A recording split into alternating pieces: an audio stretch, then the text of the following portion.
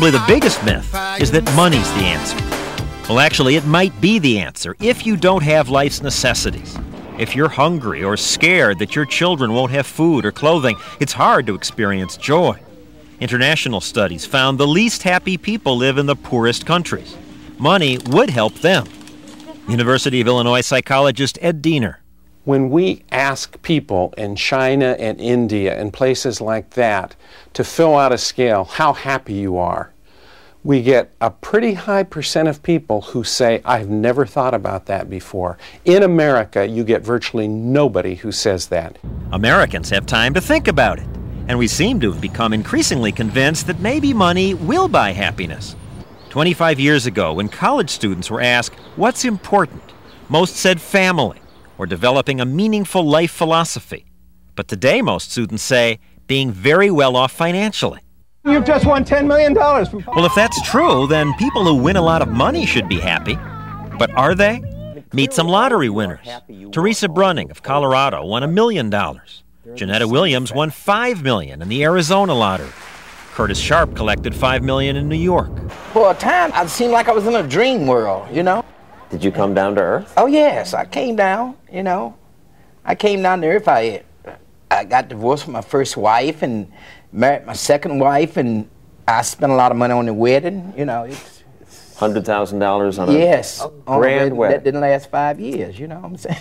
Maybe he didn't win enough. Sherry Gagliardi and her husband won $26 million. I was numb for 3 years. But you must have been happy. Yes and no. I got a divorce 2 years after we had won. Studies of lottery winners have found that within a year, most say they are no happier than they were before they won. Money didn't buy you happiness? No, of course not. You could buy a therapist, you know, marriage counselor. People have a misconception about having money. You go out and you go, oh, that's what I want, I'll buy it. A couple of weeks later, it's like, that emptiness comes back. Then what?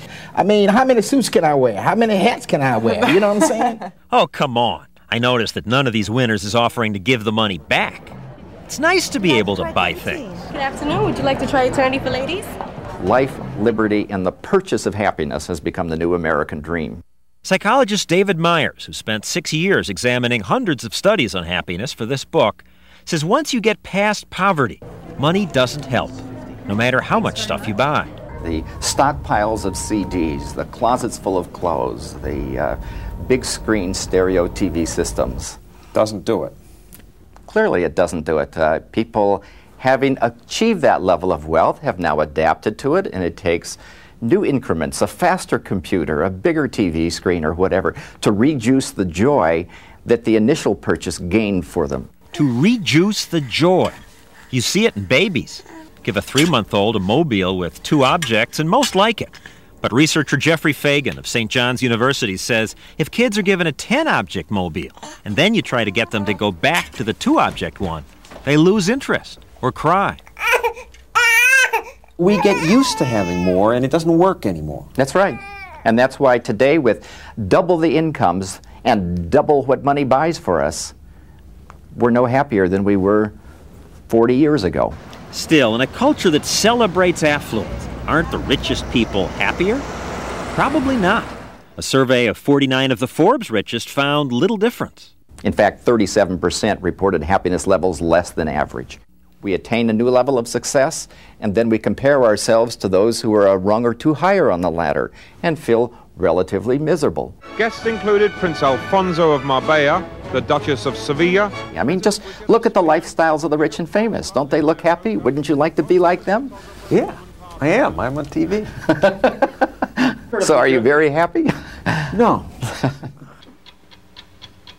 It seems that no matter how much we have, many of us are just convinced there is more happiness over there.